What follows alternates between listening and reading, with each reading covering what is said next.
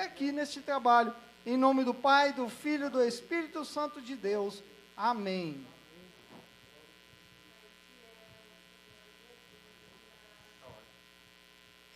Glória a Deus.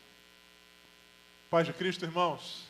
Amém. Bendito seja Deus. Aproveitar que você está de pé, abra sua Bíblia do Evangelho de Jesus, segundo escreveu Mateus, capítulo 26. Mateus 26.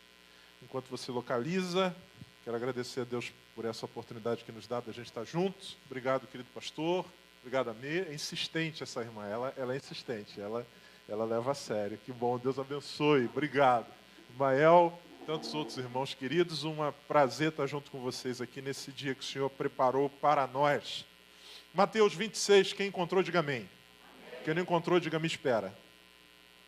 Todo mundo achou. 26, versículo 26. Ou melhor, versículo 36.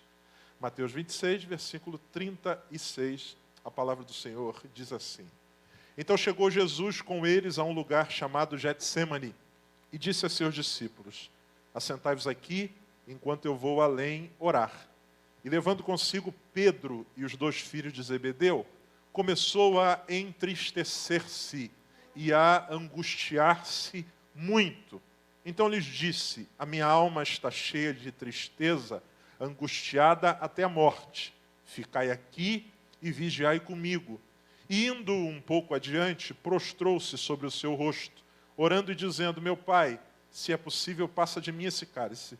Todavia não seja como eu quero, mas como tu queres.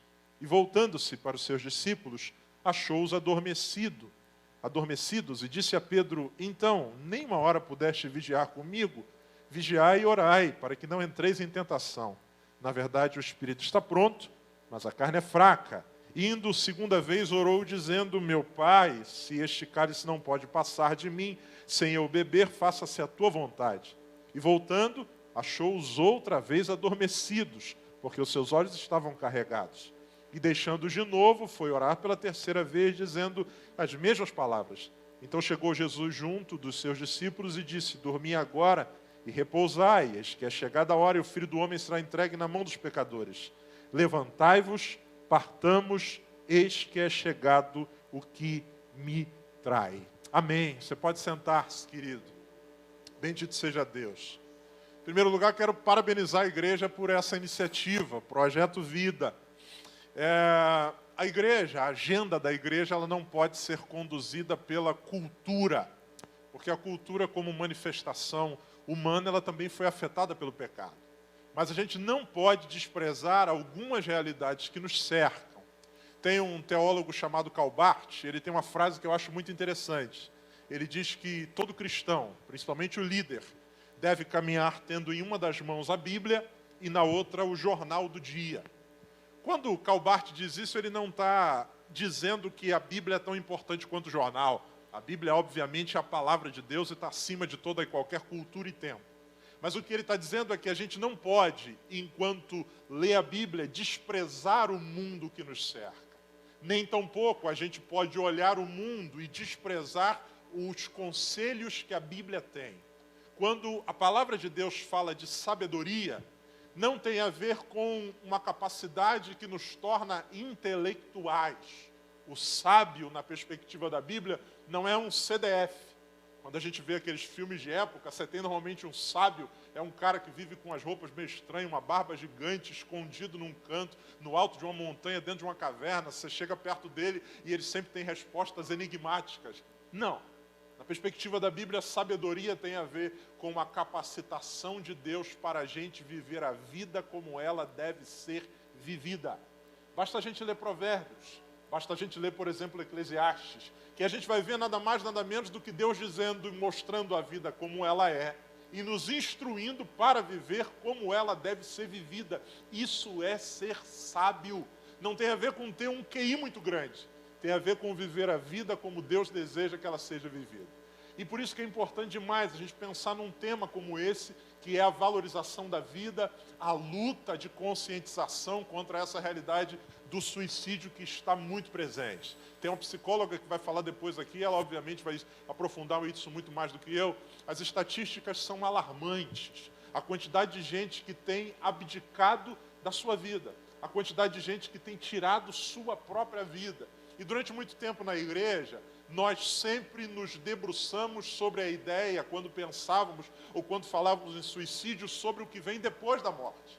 Não, eu já participei de debates teológicos infindáveis. E o suicida vai para o inferno, não vai para o inferno, e antes dele morrer ele se arrepende ou não se arrepende. E como é que funciona? A gente sempre pensou essa perspectiva do que vem depois da morte. Só que mais do que nunca é importante a gente pensar, não apenas de para onde esse cara vai depois que isso aconteceu, mas onde esse cara estava para que isso acontecesse. Porque Deus colocou em nós o anseio pela vida. Cada célula do nosso corpo foi projetada e desenhada para clamar por vida. Nós temos em nós dispositivos, nós temos em nós respostas automáticas que lutam pela preservação da vida. Quando alguém vai na contramão disso, é sinal de que alguma coisa não está bem há muito tempo. O problema não aconteceu quando o cara colocou a corda no pescoço e empurrou o banco. O problema não aconteceu quando ele subiu na ponte e se jogou de lá. É uma realidade que já vem há muito tempo. Gente que já vai morrendo antes da morte chegar. E quando a gente tem contato com ela, significa que alguma coisa já vem morrendo ou já morreu há muito tempo. Então é muito importante a gente acordar para essa realidade. Por quê? Principalmente no meio cristão nós temos dois grupos. Principalmente nos jovens. O primeiro grupo é o grupo do triunfalismo idiota. Que acredita que se a gente é cristão, nada de mal vai nos acontecer. Não, a gente é cristão. De vez em quando alguém me encontra, pastor, e aí, só vitória? Eu digo, não, derrota também. Luta também, batalha também. Eu não conheço ninguém que viva só em vitória. Que isso, pastor? Sim. O que a Bíblia diz é que nós somos mais do que vencedores. O que é ser mais do que vencedor? Ser mais do que vencedor não é vencer sempre. Ser mais do que vencedor é vencer sem se ensoberbecer e perder sem se perder. Isso é ser mais do que vencedor. É como alguém que foi correr uma maratona, e eu me lembro de uma reportagem que eu vi na São Silvestre, de um senhor de 80 anos de idade. Ele foi correr a São Silvestre. Ele chegou, não vou lembrar com exatidão o número, mas era tipo 9.812. Era a colocação dele.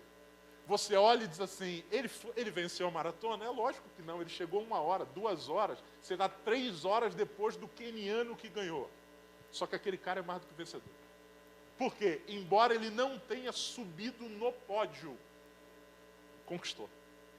Isso é ser mais do que vencedor. É a gente mesmo diante da perda, saber que Deus é por nós. E porque Deus é por nós, a porta fechada não me define. E porque Deus é por mim, a lágrima não é o meu final. E porque Deus é por mim, o não é aquilo que eu amargarei para sempre. Porque Deus é por mim, há tempo de chorar, há tempo de rir, há tempo de saltar, há tempo de prantear, há tempo para todas as coisas. E em todas essas coisas, como Paulo diz, nós somos mais do que vencedores. Então, o primeiro grupo que a gente tem no meio da igreja é o grupo do triunfalismo bobo. Gente que vive a vida inteira acreditando que porque é crente, nada de mal vai acontecer. Leem o Salmo 91 de maneira completamente equivocada. Não, porque a Bíblia está escrito lá, porque os seus anjos darão ordem ao teu respeito, para que não tropeces com o teu pé em alguma pedra. Então, se eu sou crente, nem tropeçar em pedra eu tropeço. Não é bem por aí. Porque sou crente, também bato carro. Porque sou crente, também tem gente da família morrendo. Porque sou crente, também posso ser vitimado pela Covid-19. Não é triunfalismo bobo. De outro lado também, não é o fatalismo da geração floco de neve.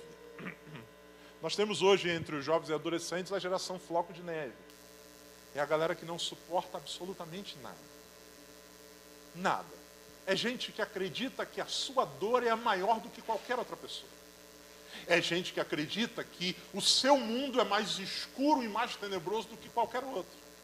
Me preocupa muito quando eu vejo, por exemplo, até entre pastores, alguns dizendo, não, porque essa pandemia é a maior batalha que a igreja já enfrentou. Aonde? Aonde? Leia Hebreus 11.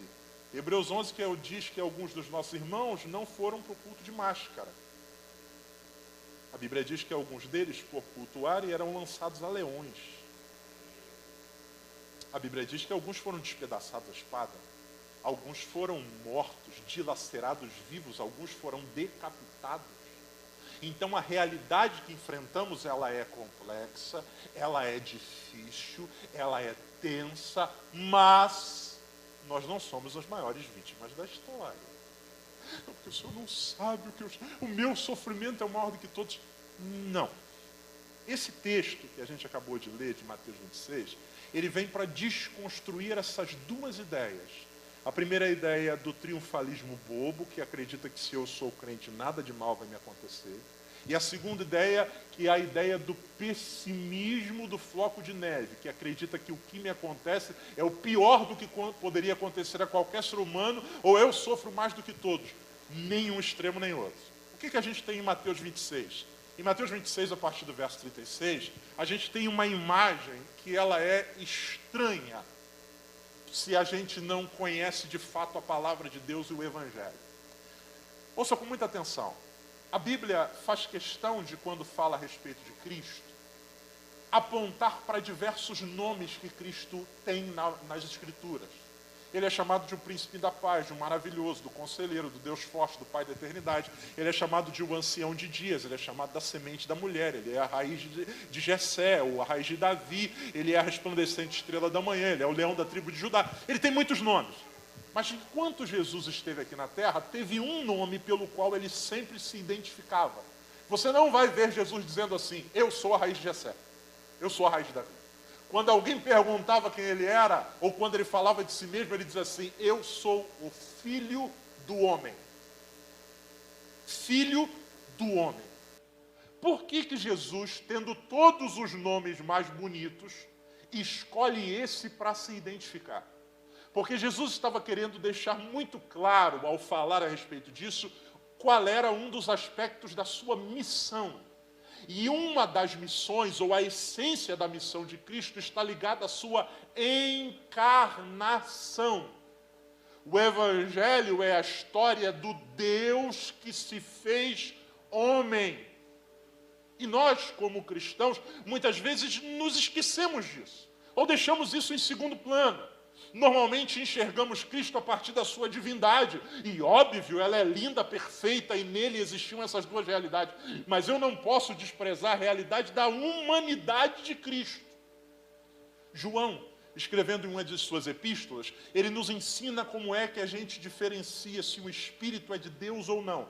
Isso é um teste para você. Se você algum dia encontrar com um endemoniado na rua, eu oro para que isso aconteça já, porque todo crente tem que expulsar pelo menos uns 10 demônios por mês. Sangue de Jesus tem poder, né?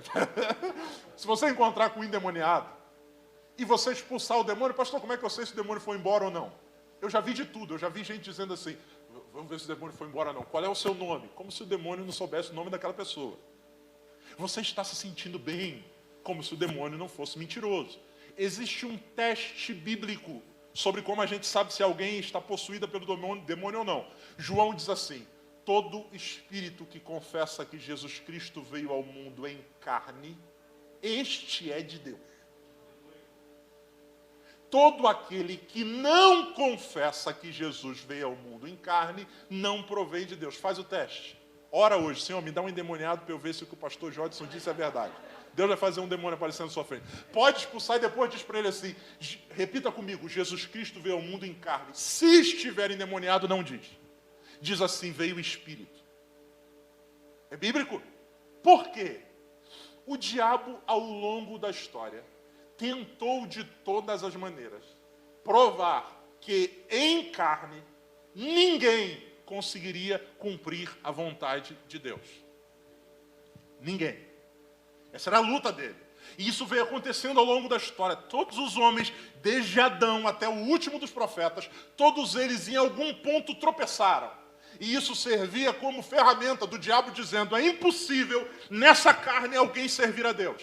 Aí a Bíblia diz que Jesus veio em carne. E por que ele veio em carne?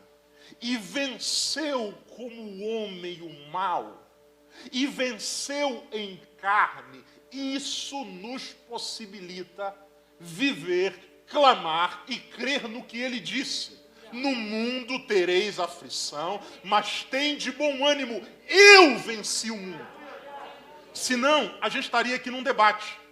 Imagina se Jesus Cristo não tivesse vindo em carne. Jesus Cristo tivesse vindo como um anjo. Não sente fome, não sente sede, não sente frio, atravessa a parede, se desloca no meio do ar. a gente estaria hoje falando sobre santidade. Você precisa ser santo. O diabo ia dizer assim, é impossível. Não, mas Jesus foi. Claro, ele não tinha fome. Você precisa vencer a gula. Não, Jesus não. Jesus não é modelo, porque ele não tinha fome. Você precisa vencer o desânimo. Mas ele não se cansava. Mas porque ele se fez carne, ele é o nosso modelo. O escritor da Epístola aos Hebreus diz assim, nós temos um sacerdote que se compadece das nossas fraquezas, porque sabe o que é padecer. Em carne. E a encarnação de Cristo não foi parcial, ela foi integral. Jesus, e muitas vezes a gente não tem dimensão do que é isso. Imagina você já deve ter ouvido a seguinte frase, alguém que diz assim, você sabe com quem você está falando?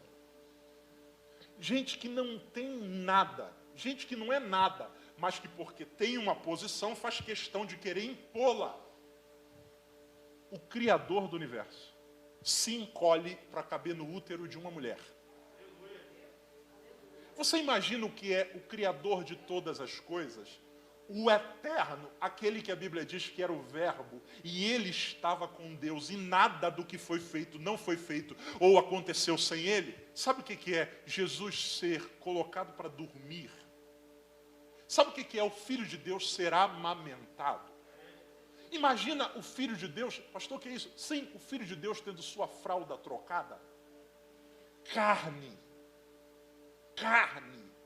O Filho de Deus sendo ensinado, aquele que é o Verbo, aprendendo a ler. Aquele que é o Verbo, aquele que sustenta o universo nas mãos, sendo conduzido pela mão de seu pai e de sua mãe. Carne.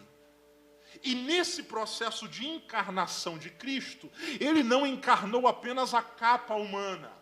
Não, pastor, ele se fez criança e tal, até eu entendi. Ele também encarnou e viveu como homem não apenas os processos humanos, mas também os sentimentos humanos. Cristo é 100% homem. E por isso ele serve de modelo para nós. E nesse processo de encarnar todos os sentimentos humanos, a gente entende Mateus 26. Mateus 26, Jesus está caminhando para a reta final do seu ministério. O capítulo a seguir, ou os momentos a seguir, é ele sendo preso, sendo morto e depois ressuscitando. Ele passou 3 anos caminhando com um grupo de discípulos, ensinando para eles. Quando chega em Mateus capítulo 26, versículo 36, a Bíblia diz que ele pega 3 deles e olha para eles e diz assim, a minha alma está angustiada até a morte. Eu estou muito triste, a ponto de morrer. Você tem ideia do que é isso? Se fôssemos nós, muito espirituais, a gente ia dizer assim, está repreendido, Jesus. Não é o Senhor que está falando, é o demônio. O Filho de Deus diz que está angustiado, triste, e a angústia é tão profunda que o sentimento é de morte. Jesus está deixando claro para nós que a angústia é uma realidade possível da vida. Quem se angustia não necessariamente está em pecado. Quem se angustia não necessariamente está longe de Deus. O Filho de Deus abre a boca para dizer, aqui dentro alguma coisa não está bem. Isso é muito sério.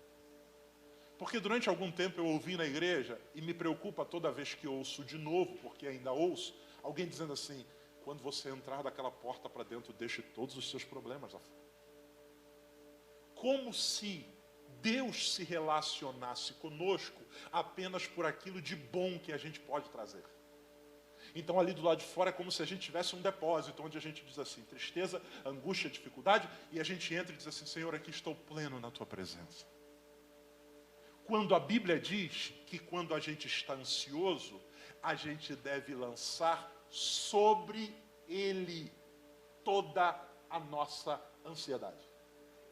Um Deus que não se espanta por eu estar ansioso. Um Deus que não me expele por eu estar ansioso. Um Deus que diz, joga sobre mim o que você sente e eu vou cuidar de você. Um Jesus que diz em Mateus o seguinte: venham a mim, todo mundo que está feliz. Venham a mim, todo mundo que passou no vestibular em primeiro lugar. Venham a mim, todo mundo que acordou rindo. Não, venham a mim todos vocês que estão cansados. Não é descanse e vem, é vem cansado. E sobrecarregado. Ele não diz do quê. Sobrecarregado do quê? Sobrecarga. Você sabe qual é a carga que pesa em cima de você. E eu vos aliviarei. Ou seja, não é você que se alivia e vem. Você vem carregado e eu alivio você. Essa é a ideia. A ideia de um Deus que se fez carne nos ensina que a vida cristã não é um grande conto de fadas. A vida cristã é Deus caminhando conosco nas estradas da vida. E nas estradas da vida nós teremos pedras. Nas estradas da vida, em alguns momentos, nós tropeçaremos. Mas o Senhor dos Exércitos está conosco. E é isso que nos mantém de pé. O que é angústia? Angústia, uma definição bem simples. E se eu estiver errado, a irmã aí que é da área me corrija depois. Pode ser definida como a sensação psicológica que se caracteriza pelo aperto do peito, pelo sufocamento, ansiedade e insegurança. A Bíblia, quando fala de angústia, fala exatamente disso. No Salmo 4, verso de número 1, a Bíblia diz que o Senhor me tirou de um lugar de angústia e me colocou num lugar largo. O que a Bíblia está dizendo? A Bíblia está dizendo que a solução de Deus para uma alma angustiada é colocar num lugar largo. Se Deus colocou num lugar largo, é porque o problema anterior era aperto. A gente sabe o que é isso. Esse aperto que a gente sente aqui dentro do peito, a angústia, normalmente tem a ver com uma emoção que está à frente de um acontecimento ou circunstância. Ou a memória de alguma coisa que já aconteceu e a gente teme que aconteça de novo. A gente se angustia, o peito tranca, a gente às vezes até experimenta dificuldade de respirar, ou por conta da antecipação que a gente faz de uma realidade que está à frente. Temendo o que pode acontecer de ruim. Antevendo um problema que está lá.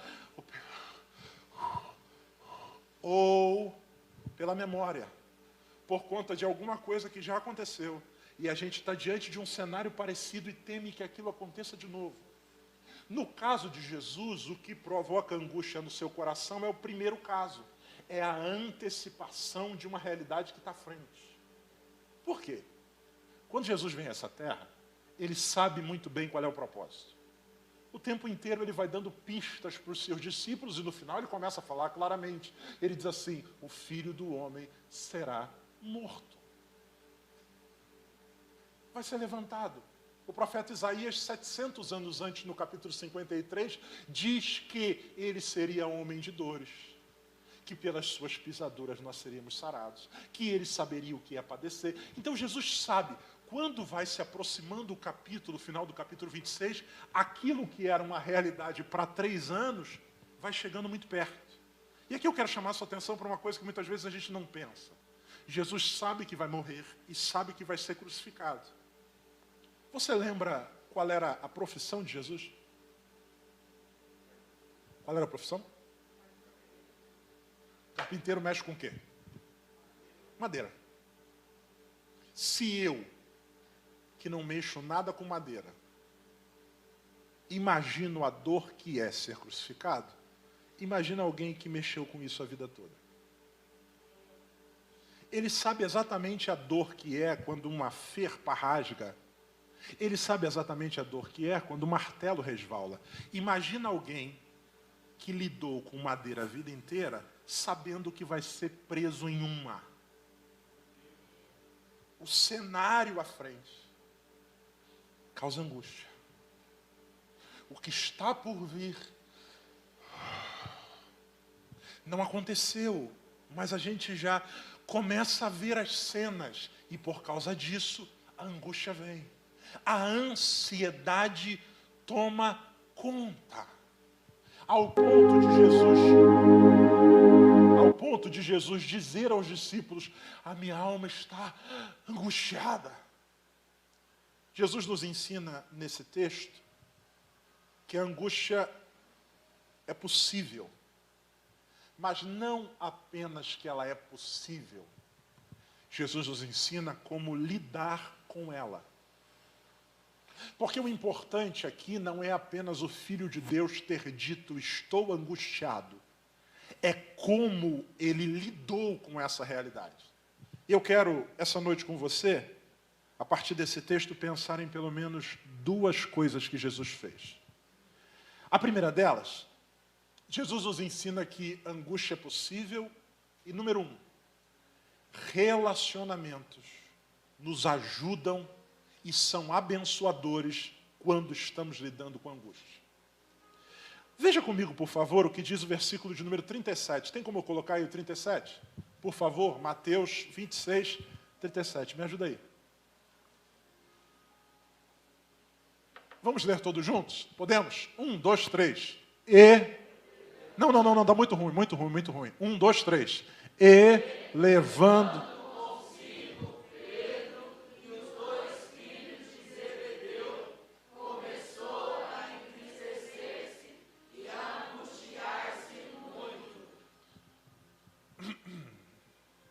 A primeira coisa que Jesus nos ensina é que a gente lida com a angústia não se isolando. Vamos pensar bem? Ele é o mestre, correto? Ele é o chefe. Quando os sentimentos o invadem, ele poderia ter dito assim: discípulos, fiquem aqui, eu vou ali. O que houve, Senhor? Não, eu preciso... Ele poderia ter contado uma mentira. Não, eu vou ali só resolver um negócio e eu já volto. O senhor está bem? Está tudo bem. Afinal de contas, eu e o Pai somos um. Não. A Bíblia diz que ele traz consigo 3 discípulos mais chegados. E a primeira coisa que ele faz é contar. Ele diz: a minha alma está angustiada. E ele faz um pedido para esses discípulos. Olha o que diz o versículo de número 38. Põe para mim, por favor. Então lhes disse: a minha alma está cheia de tristeza até a morte. Ficai aqui e vigiai comigo. Jesus diz: olha, fiquem aqui comigo.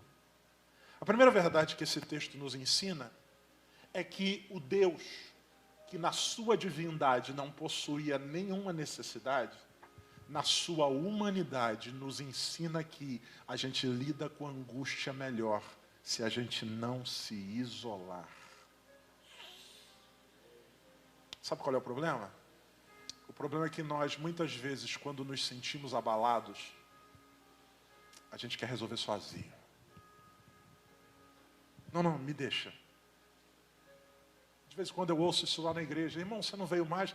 Não, pastor, é que eu estou resolvendo os problemas meus. A hora que eu estiver bem, eu vou. A ideia é: eu me resolvo e depois eu venho para a comunhão.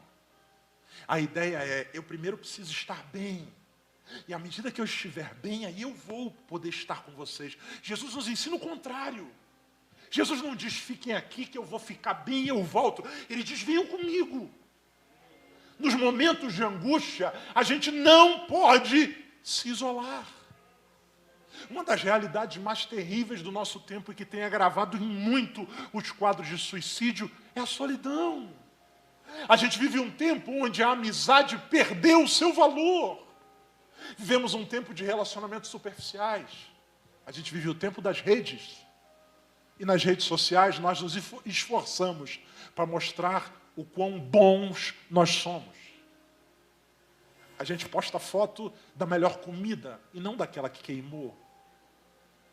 A gente posta foto depois da maquiagem e não antes de se maquiar. A gente posta foto comprando o carro e não no mecânico quando o motor fundiu. A ideia é: olha o que eu sou bom. Olha o meu sorriso, olha a minha conquista, olha a minha alegria. E a gente tem milhares, centenas de pessoas curtindo.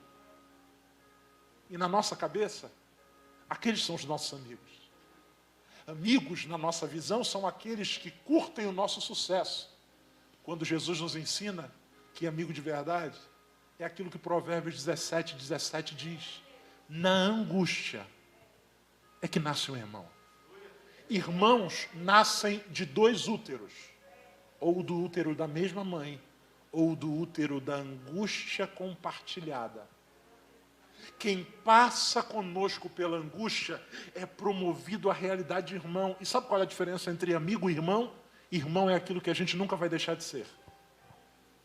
Eu tenho uma irmã chamada Joedna. Minha irmã é 3 anos mais nova do que eu. Minha irmã é um ser humano completamente diferente de mim em quase todos os aspectos. Eu sou, por natureza, mais fechado, mais tímido, mais introspecto. Minha irmã é tão escandalosa que ela ri batendo palma. Você conhece gente que ri batendo palma? A risada só não funciona. Ela precisa produzir mais barulho. Se ela entra aqui, ela já entra dizendo: oi, tudo bem, eu sou a Joedna, tudo bem, eu sou a Joedna, tudo bem, eu sou a Joedna. Enquanto eu entro de cabeça baixa, não quero que ninguém me... Ela entra fazendo... Quantas vezes eu parei e falei para minha mãe assim: mãe, fala para mim, ela é adotada, pode falar, eu não vou contar para ela. Não. Ela mora no Rio de Janeiro e eu moro em Londrina. Por mais que eu queira, por mais que nós sejamos diferentes, irmãos a gente nunca vai deixar de ser.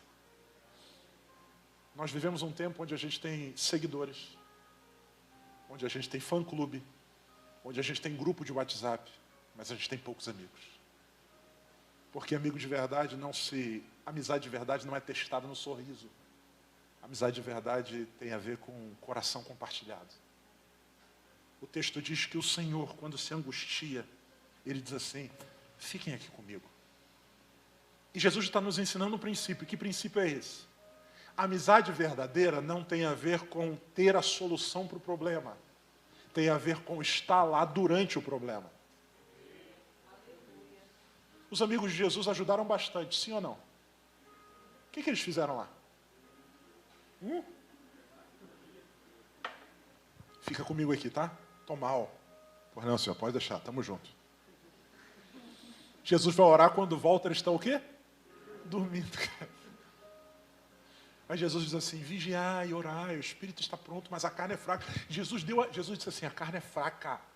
E quando Jesus diz isso, Ele não está falando apenas para Ele, Jesus está falando de si também, da luta entre o espírito e a carne.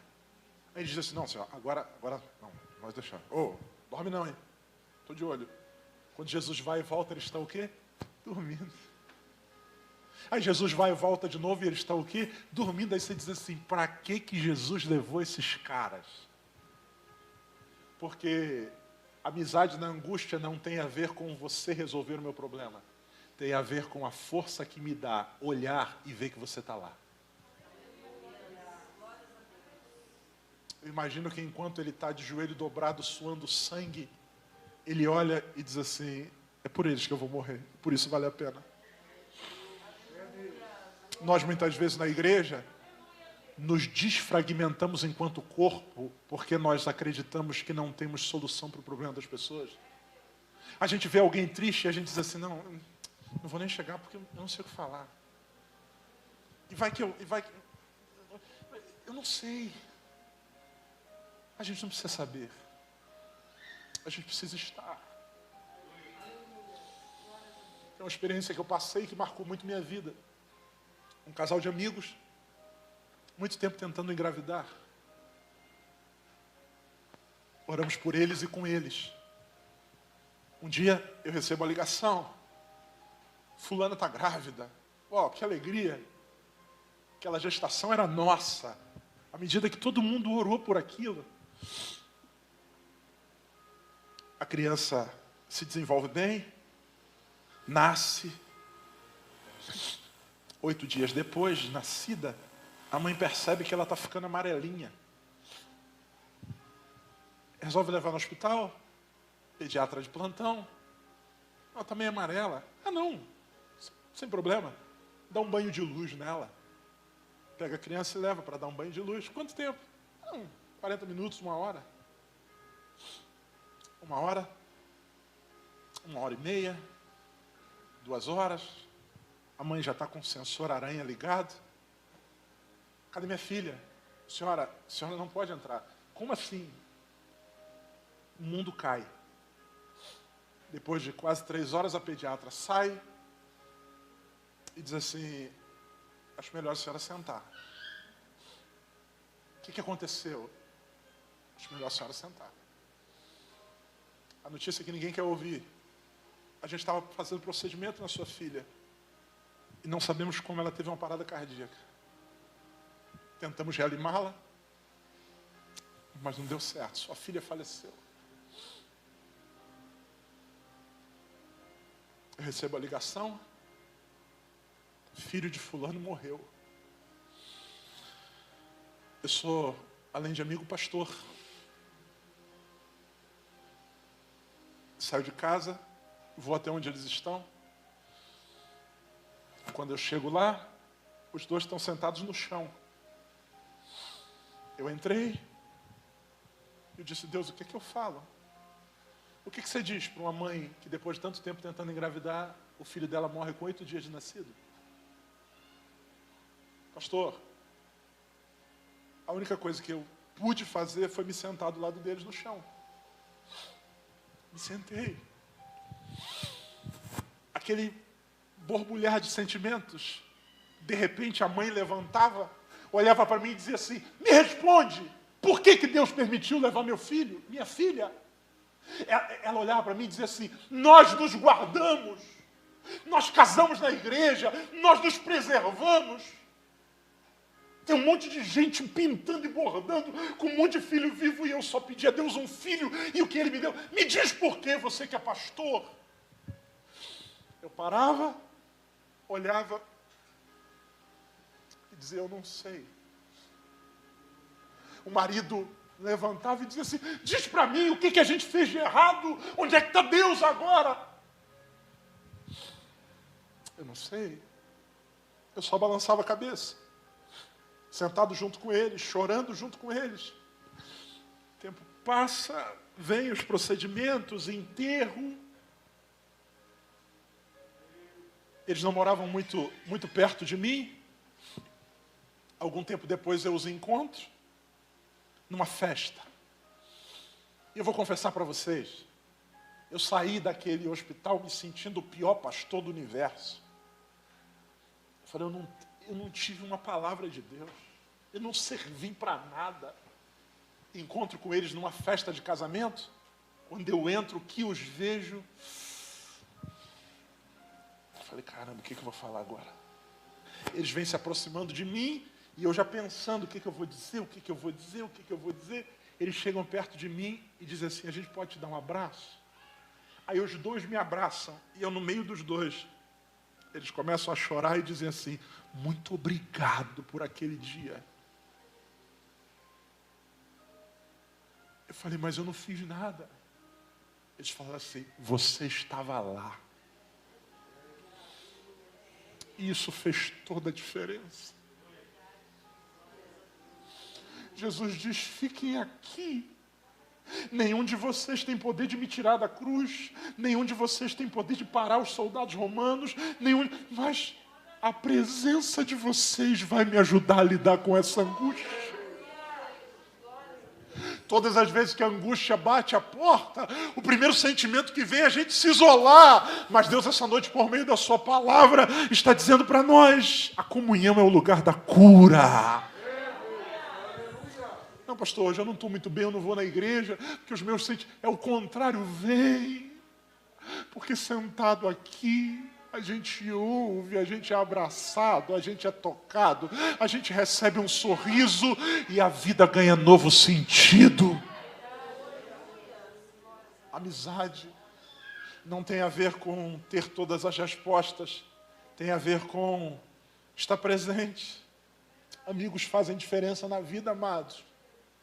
A gente precisa voltar a falar de amizade, porque de todas as imagens, de todas as relações humanas que Deus poderia escolher para se identificar conosco, uma delas foi a da amizade. Jesus diz, eu não chamo mais vocês de servos, eu chamo vocês de amigo. Deus, quando vai falar de Abraão, diz assim, o meu amigo Abraão. Essa é a relação que Deus quer ter conosco. O que são amigos? Amigos são aqueles que têm o poder de transportar-nos do nosso mundo para o mundo deles. A amizade verdadeira não tem a ver com ter tudo igual. A amizade verdadeira tem a ver com cada um de nós ter um mundo de preferências, de realidade. E o amigo tem o poder de nos tirar do nosso mundo e nos levar para o mundo dele na hora da angústia, na hora da dificuldade.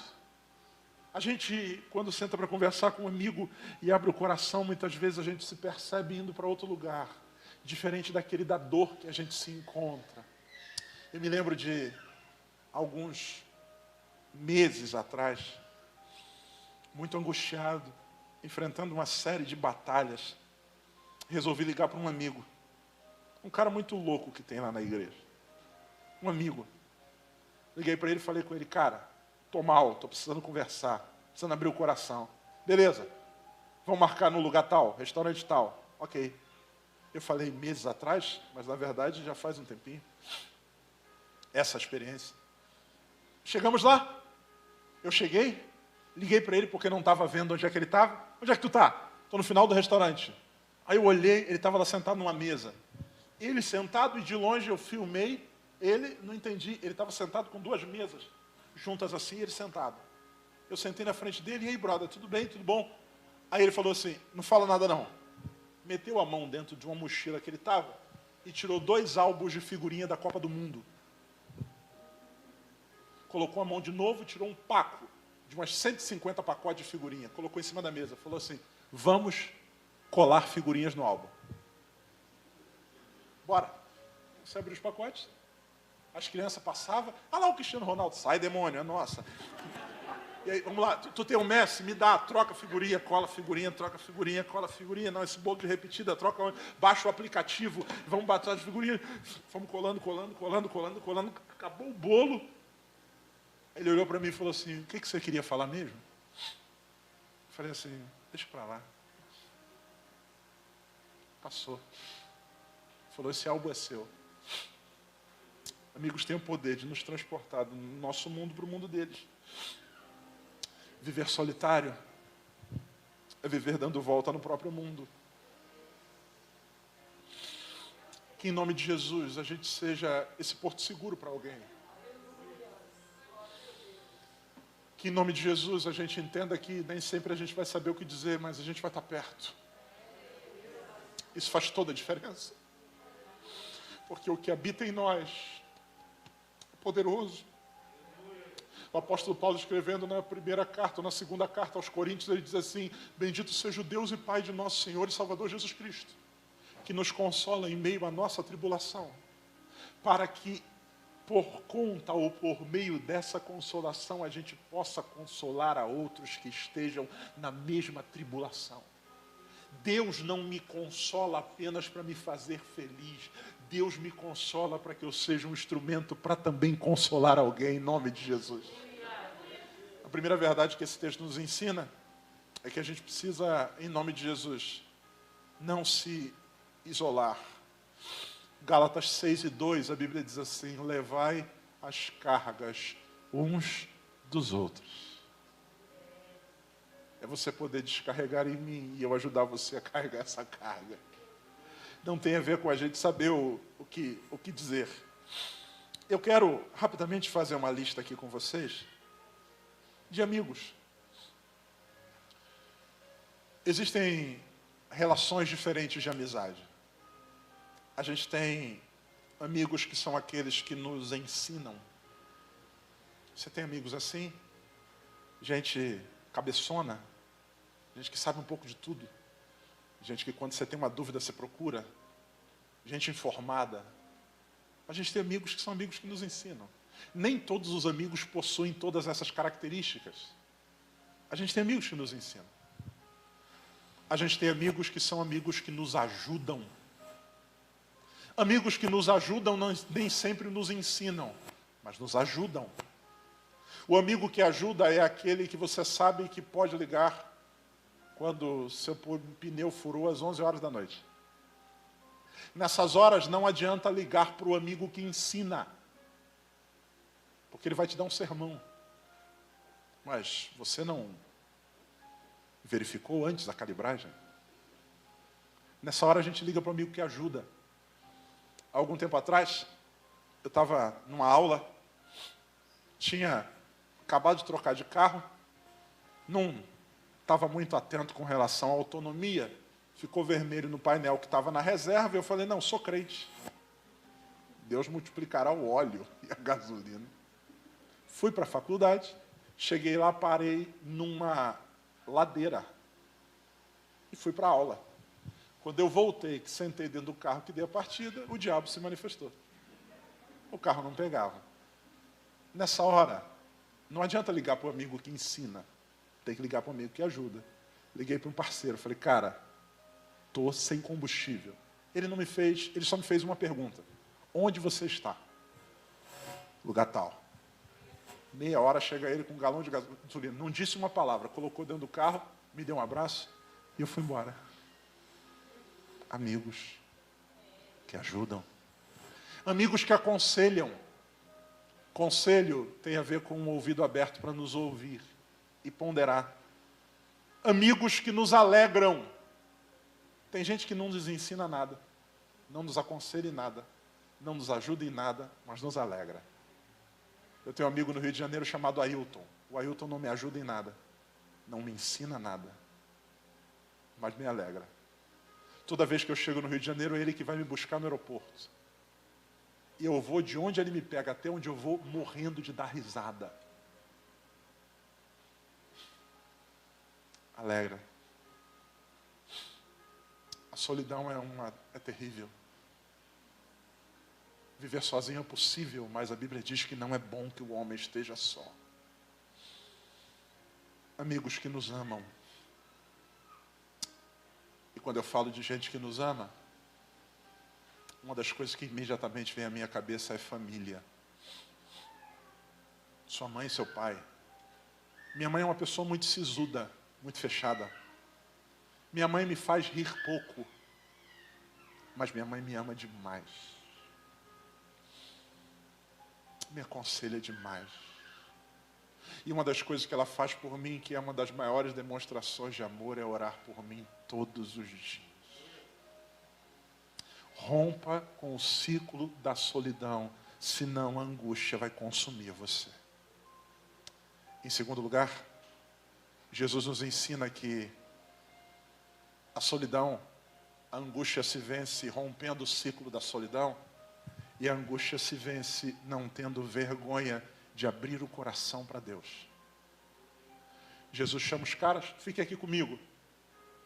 Chega um momento que ele diz assim, eu vou ali orar. E quando Jesus se apresenta diante do Pai, Jesus não faz aquela oração protocolar que a gente está acostumado. Senhor, estou aqui na tua presença, excelso e sublime Deus. Não.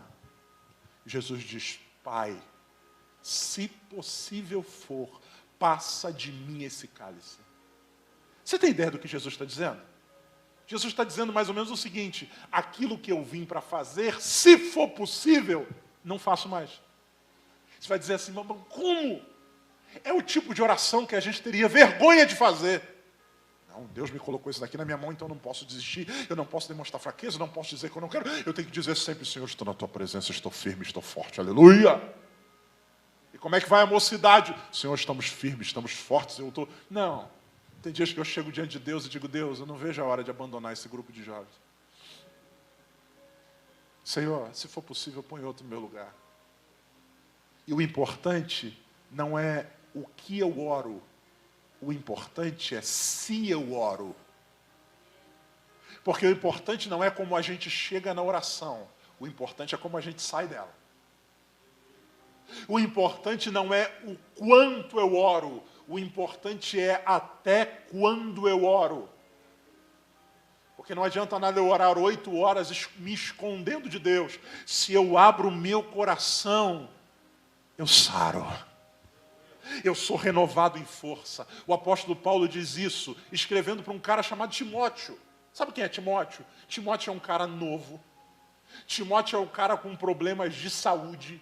Enviado para uma igreja chamada Éfeso, uma das mais problemáticas. No Apocalipse a gente vai ver o que está sendo dito a respeito dela. E Paulo diz assim para Timóteo, Timóteo, capítulo 2, fortifica-te na graça que há em Cristo Jesus. Em outras palavras, encontre força no Senhor para você vencer. Ou seja, não vai na tua força não, encontra força no Senhor. Jesus chega diante do Pai e diz: Pai, se possível for, passa de mim esse cálice, mas contudo seja feita a tua vontade. E ora isso 3 vezes. Volto no ponto que eu disse no início. Muitas vezes nós somos incentivados a aparecer aqui com um coração que não é verdadeiro. Como é que está, irmão? Só vitória. E o que o irmão tem para dizer hoje a Deus? Só agradecer. Não é assim. E a gente não pode ter vergonha de Deus, porque Ele sonda o nosso coração.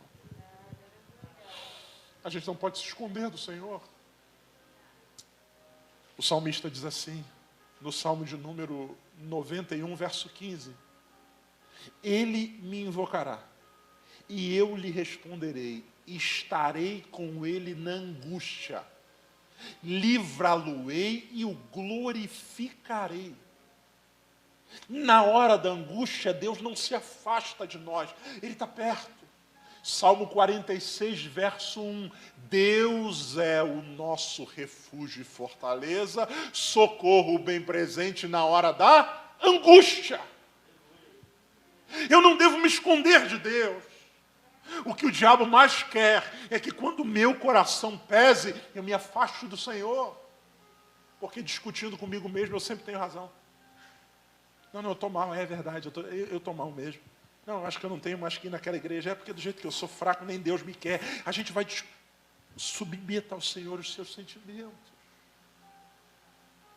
Josué, capítulo de número 2, tem o encontro de uma mulher chamada Raabe com os 12 espias.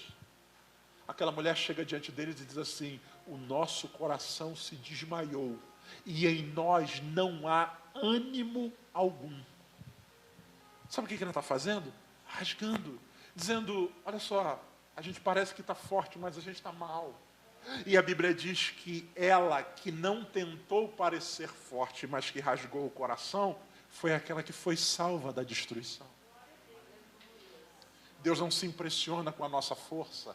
O apóstolo Paulo diz assim: quando eu penso que estou forte, é aí que eu estou o quê? Fraco. Mas quando eu assumo que sou fraco, é aí que eu sou forte, porque o poder de Deus se aperfeiçoa na nossa fraqueza. Como é que você está? Como é que você está? Não é como você gostaria de estar. Não é como você acha que deveria estar. Como é que você está? Não se esconda de Deus. Abra o seu coração. A gente não vai ver o Pai dizendo assim: Jesus, cala essa boca, você veio. Não. É interessante quando a gente lê, depois na sua casa, você leia o Salmo de número 109. É chamado de Salmo imprecatório. No Salmo de número 109, o salmista fala das suas angústias. Ele diz assim: Deus, eu quero que o Senhor faça uma coisa. Eu quero que o Senhor pegue e destrua todos os meus inimigos. Eu quero que o Senhor mate os filhos dele. Eu quero que eles fiquem órfãos. Ele vai rebentando com tudo. Ele vai cuspindo marimbondo diante de Deus. O importante não é como ele começa o salmo. O importante é como ele termina. Quando chega lá no final do salmo, ele diz assim: quer saber de uma coisa? Que me amaldiçoem eles, contanto que tu me abençoes. O importante não é como eu começo a oração, mas se eu abro o meu coração para Deus, eu encontro alívio. Jesus começa a oração dizendo: se possível for, passa de mim esse cálice. Depois ele olha para os discípulos e diz assim: bora, vamos, para onde? O traidor se aproxima. Aquele que começou orando dizendo: se possível for, passa, termina a oração dizendo assim: eu estou pronto para fazer o que Deus me chamou para fazer. A cruz não sumiu do horizonte. Jesus encontrou força em Deus no meio da sua angústia. Vamos ficar de pé?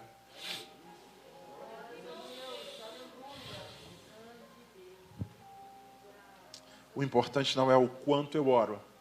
O importante é até quando eu oro. E o ponto mais alto da oração é quando o coração está completamente diante de Deus. Eu quero orar com vocês essa noite. A vida cristã, a igreja, não é uma galeria de super-homens. Igreja é o corpo de Cristo, onde nós fortalecemos uns aos outros em amor, onde nós abraçamos um ao outro em fé, onde se cumpre aquilo que o profeta diz: um ao outro ajudou e ao seu companheiro disse: esforça-te.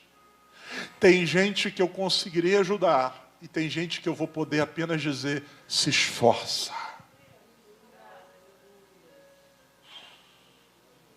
Amigos, talvez eu esteja falando para alguém que, embora frequente os cultos, vive isolado, fechado, encapsulado. Pastor, o senhor não sabe o que aconteceu comigo. Talvez você tenha vindo de uma outra igreja, de um outro lugar, de uma outra cidade. E talvez você tenha sido ferido, machucado. E por medo de se ferir de novo, você escolheu a solidão como opção.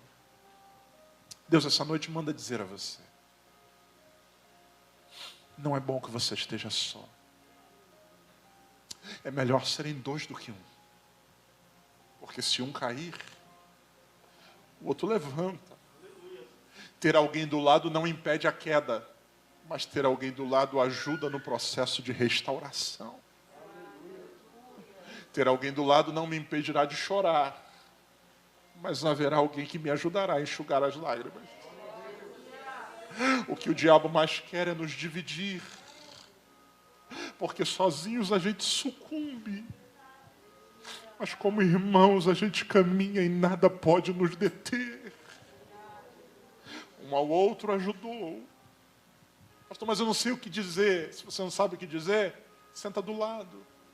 Pastor, mas eu não sei o que falar. Abraça. Pastor, eu não sei o que dizer para essa pessoa. Mande uma mensagem dizendo: eu estou orando por você. Porque o homem mais perigoso do mundo não é aquele que tem uma bomba atômica. O homem mais perigoso do mundo é aquele que acredita que não tem nada a perder. E quando a gente acha que não tem nada a perder, quando a gente acha que ninguém se importa, aí a gente caminha para a morte. Mas quando, mesmo em meio a desejos de morte, a gente sabe que tem alguém que se importa, isso serve como bálsamo de vida. Vamos orar? Nessa oração, eu quero clamar junto com você que está angustiado. Pastor, apertado aqui dentro, está até difícil de respirar. Temores, ansiedades, medos, terrores, medo de não dar conta, medo de não ser suficiente, medo de não conseguir, medo de ficar só, medo de ser abandonado, temor de não passar na prova do Detran, medo de não terminar esse ano, medo de não passar naquele concurso, angústia, temor. Será que a igreja vai estar cheia? Será que a gente consegue manter essa juventude até o final do ano?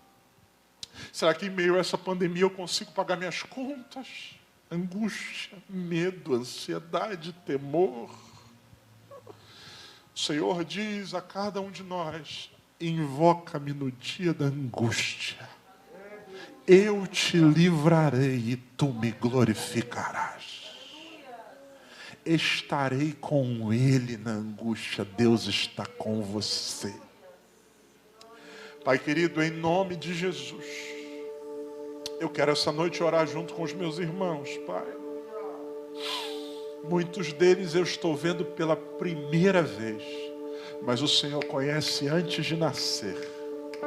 O Senhor sabe tudo que tem se passado nesses últimos dias. O Senhor sabe dos pensamentos quando as luzes do quarto se apagam. O Senhor sabe do que a gente veio falando sozinho quando vinha para a igreja. O Senhor sabe dos nossos medos. O Senhor sabe dos nossos temores. O Senhor sabe do que nos angustia. O Senhor sabe, Deus, o que a gente está pensando e se corroendo. O Senhor sabe do medo que a gente tem.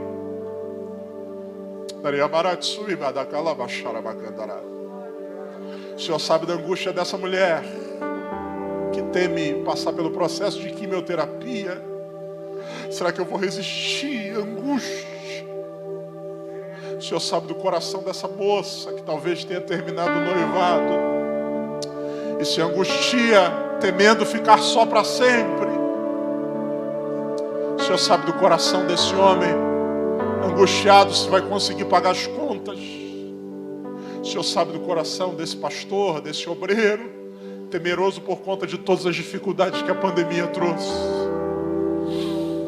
Em nome de Jesus, Senhor, não permita que a gente se isole, que ninguém morra só, que ninguém sucumba sozinho, que ninguém finja que não precisa de ninguém, porque precisamos uns dos outros. Faz-nos ser uma igreja de amigos, de irmãos, Deus. Faz-nos ser um povo que se alegra com quem se alegra, mas que chora com quem chora, Deus. Livra-nos da vergonha de pedir oração. Livra-nos da vergonha de orar confessando pecados. Livra-nos da vergonha de orar confessando tentações. Livra-nos, Deus. O diabo tem dito para nós que sozinho a gente vai chegar mais longe, a gente vai mais rápido, mas a gente vai cair no meio do caminho. Na comunhão a cura. A tua palavra diz que na comunhão o Senhor ordena a bênção e a vida para sempre. Que em nome de Jesus, toda divisão, toda facciosidade, toda fofoca, toda solidão seja quebrada em nome de Jesus. Que a gente seja um povo que, mesmo não sabendo o que dizer, a gente diga: estou aqui. Senhor, nós abrimos nosso coração essa noite para te dizer que nem tudo está bem. O Senhor sabe das nossas dúvidas. O Senhor sabe dos nossos pensamentos malucos. O Senhor sabe do nosso cansaço. O Senhor sabe do nosso desânimo. O Senhor sabe que foi difícil chegar aqui essa noite. O Senhor sabe que a gente está tirando força de onde não tem. O Senhor sabe que por nós mesmos a gente já teria jogado a toalha. E a gente não quer fingir nada. A gente quer dizer: Senhor, está aqui esse coração quebrado. E a gente quer orar como o salmista dizendo: cria em mim um coração novo, Deus. Renova as nossas forças, Deus. O Senhor só vai aperfeiçoar o teu poder na nossa fraqueza.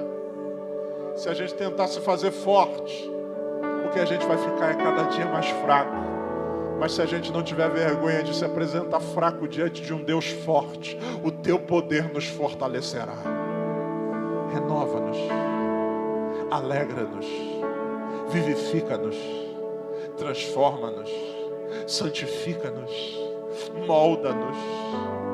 Como diz a tua palavra, os que esperam no Senhor renovarão as suas forças, caminharão e não se cansarão, correrão e não se fadigarão, subirão com asas como de águia.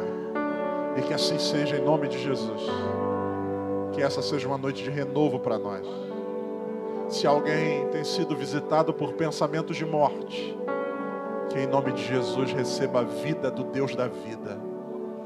Se alguém tem acreditado que porque se sente fraco e angustiado, o único caminho é morrer, que essa noite ouça o Espírito dizendo: aquele que podia tudo, chorou, se angustiou e se entristeceu. E porque ele venceu o mundo, a gente vai vencer também em nome de Jesus. Que seja assim, hoje e sempre. Amém e amém. Deus abençoe os meus irmãos.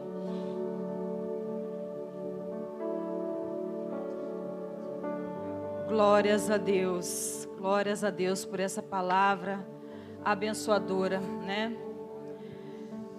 Pastor, muito obrigada, né? Muito obrigada mesmo, que Deus abençoe o senhor, tá? Dizem que a gente não pode ter fã, né? Mas não pode ser idolatrar, mas eu sou fã do pastor, viu, pastor? De verdade. Não idolatro. Eu sou fã, eu gosto demais da palavra do pastor, é sempre de sabedoria, né? E amém, glórias a Deus. E vocês viram, né, gente? Como a palavra falou poderosamente conosco, né? Glórias a Deus por isso. Agradecendo a Deus por hoje, né? E pelas pessoas que colaboraram aí, os que eu pedi o som, o irmão Osmar, os meninos da Brasil para Cristo, ao pastor, ao André, que veio junto com o pastor Jodson, né? Glória a Deus pela sua vida, obrigada. Juliano, fotógrafo, obrigada, viu? Deus abençoe. A todos vocês que vieram, amanhã tem mais, a partir das 7 horas da noite. Por favor, cheguem um pouquinho antes, nós vamos distribuir um materialzinho, alguma coisa, né?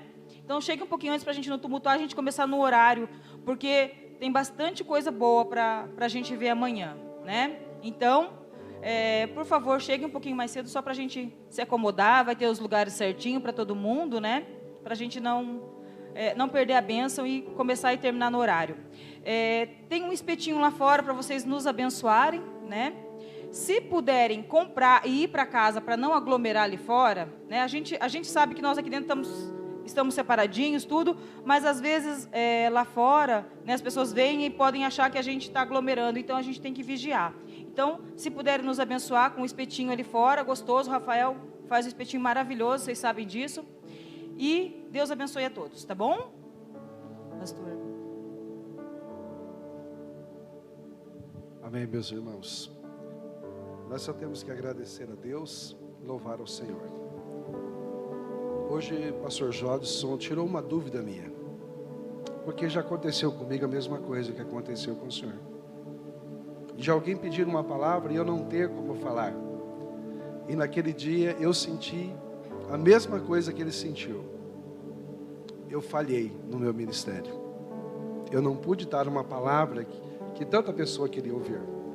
Mas graças a Deus que hoje Deus tirou essa dúvida minha, porque o Senhor já passou, e às vezes só da gente estar perto, só da gente estar junto, já consola e conforta aquela pessoa. Obrigado, pastor. Deus te usou de uma forma gloriosa, maravilhosa. Nós estamos saindo daqui edificados, fortalecidos, e eu tenho certeza, irmão, que você vai ser uma pessoa melhor. Eu vou ser uma pessoa melhor a partir de hoje. Nós seremos melhores, porque Deus falou conosco. Como que Deus falou tão poderosamente, nós não podemos resolver o problema de ninguém, mas podemos estar junto com Ele, junto com ela. Aprenda isso. Foi muito bom essa ministração. E que bom é que Deus, Ele não fala simplesmente no barulho, porque avivamento é isso aqui que nós estamos vendo. Avivamento é quando eu vi a Naira chorando. Avivamento é quando eu vejo os irmãos chorando, porque a palavra está penetrando no coração, está gerando mudança, está gerando transformação. E o motivo de nós estarmos aqui é para que Deus mude a nossa vida, mude a nossa mente e nos dá um estilo parecido com Jesus. Muito bom. Deus abençoe os irmãos que vieram. Que coisa boa, em plena sexta-feira, irmão, ter essa quantidade de pessoas que vieram para glorificar a Deus. É muito difícil acontecer isso, mas é porque Jesus te trouxe aqui, porque nesses 3 dias Deus vai trabalhar na nossa história, Deus vai trabalhar na nossa vida. Você vai sair daqui melhor, porque todos esses dias de ministrações, Deus vai falar conosco de forma diferente. Deus vai nos ensinar de forma diferente, mas para o mesmo objetivo. E isso será glorioso e maravilhoso. Só temos que agradecer a Deus. Pastor Jorge, Deus abençoe a sua vida de uma forma muito especial. André, que esteve juntamente com ele, companheiro. Os nossos irmãos que vieram aqui da Brasil para Cristo. Que Deus abençoe vocês. Deus abençoe a igreja de um modo geral. Pela participação e por estar aqui para participar deste evento, participar de uma coisa boa que vai gerar fruto, usando os seus dons, os seus talentos para glorificar o nome do Senhor. Vamos ficar de pé e só vamos, depois dessa oração abençoada, nós vamos transmitir a bênção apostólica e que você volte amanhã com o mesmo sentimento, sentimento de alegria, sentimento de aprender, mas coloque sempre na sua mente o sentimento de colocar em prática tudo aquilo que você ouve, para que gere um resultado positivo e você possa ser, e eu possa ser, um canal de bênção para os nossos irmãos. Chegamos ao final de um santo e abençoado culto dizendo: a graça de nosso Senhor e Salvador Jesus Cristo, o grande amor de Deus e a comunhão do Espírito Santo seja com todos. Junto diremos amém. E se Deus é por nós, quem será contra nós? Que Deus os abençoe, os guarde, proteja, livra, e que Deus conceda uma noite de sono reparadora e amanhã um dia de vitória na presença de Deus. Glória a Deus.